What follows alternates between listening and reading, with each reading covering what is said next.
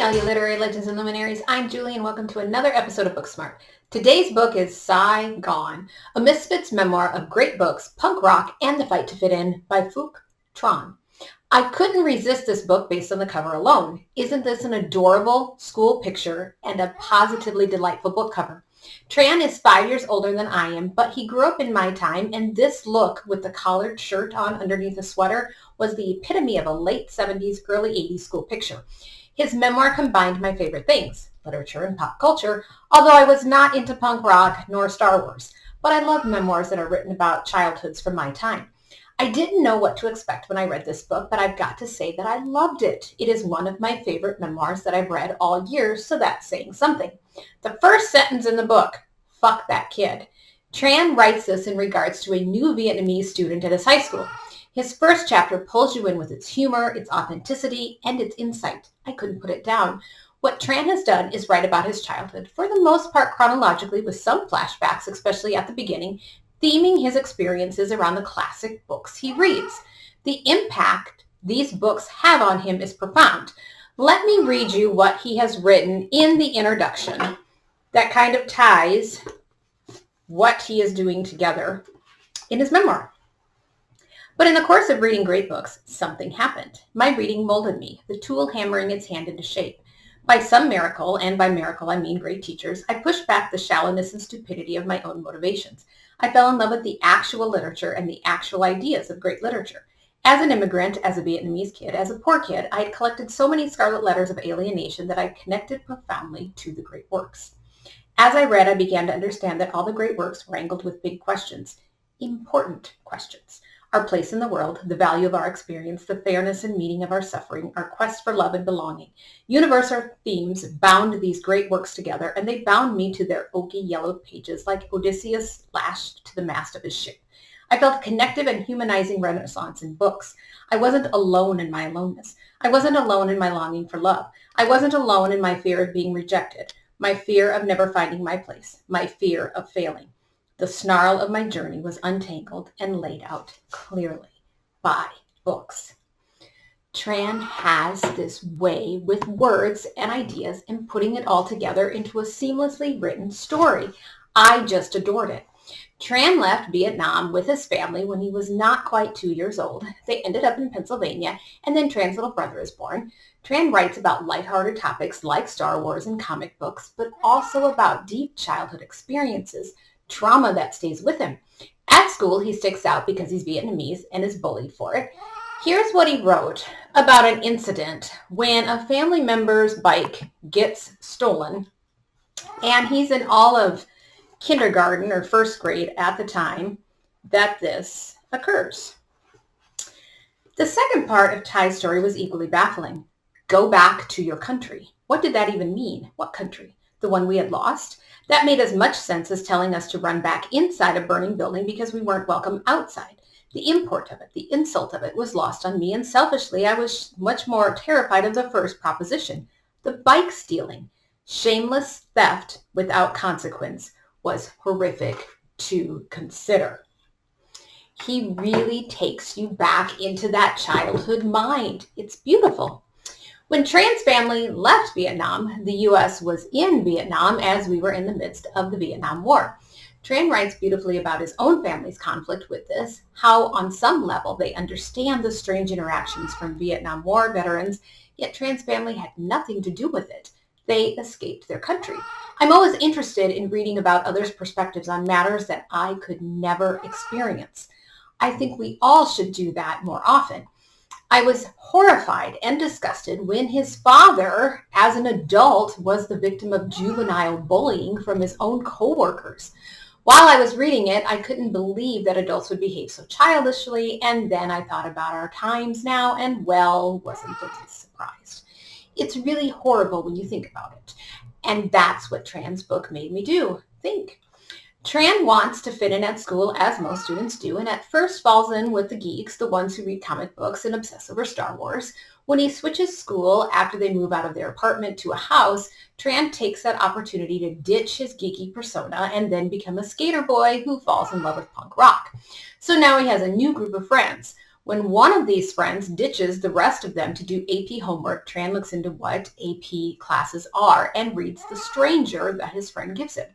That begins his love of literature, putting him on the path to where he is today. He also writes about some very inspiring teachers, those that helped him along the way. One didn't send him to the principal's office when he got in a fight with a student who called him a racist name, and one took him to an Oscar Wilde play.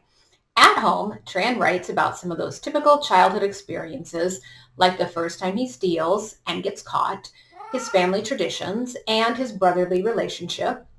Tran showcases what it's like to not have the right words to communicate, especially with his mom, who continues to speak Vietnamese at home. Tran's father beats him passages that are very difficult to read. One was so bad when Tran was in 10th grade that he leaves home. Despite the physical abuse, Tran seeks understanding and reflection about his father. What starts as a hilarious story about his father taking Tran to see Chariots of Fire when he was in elementary school, which I couldn't help but giggle at since Chariots of Fire would not appeal to children at all, and Tran writes about it with humor, he reflects on the bigger picture of this experience at the movie theater with his dad. My embarrassment from the Chariots of Fire fiasco was acute, but in retrospect, I'm able to see more clearly that he tried. It was, after all, the best movie of 1982. It had a cool title and we had popcorn. I can't remember many moments in my childhood where my father made a good faith effort to do something fun, but I remember this one. As an adult, I've been able to understand that my father was not as trapped by his past as I thought he was. He was often violent and angry, but now I can look back and see that he tried to do fun things from time to time, things that didn't fit into the narrow, cartoonish image that I formed of him. Fossil hunting on the shores of Pinchot Lake, visits to the Indian Echo Caverns in Hummelstown, impromptu trips to Washington, D.C. to see the Smithsonian because it was free. I had witnessed the tension of who he was and who he was trying to be. I wanted him to be loving and kind, but his old behavior, his temper, his rage, eclipsed his attempts at being a better father. The past pulled us and the future pushed us. The tension of tenses. And all of this was wrapped into a chapter about a Christmas Carol. All the elements of Tran's theme came together beautifully in this chapter. As Tran grows into his teenage years, he reminds me a bit of Holden Caulfield. Holden continually complains about how everyone around him is a phony, posers, yet Holden is the biggest phony of them all.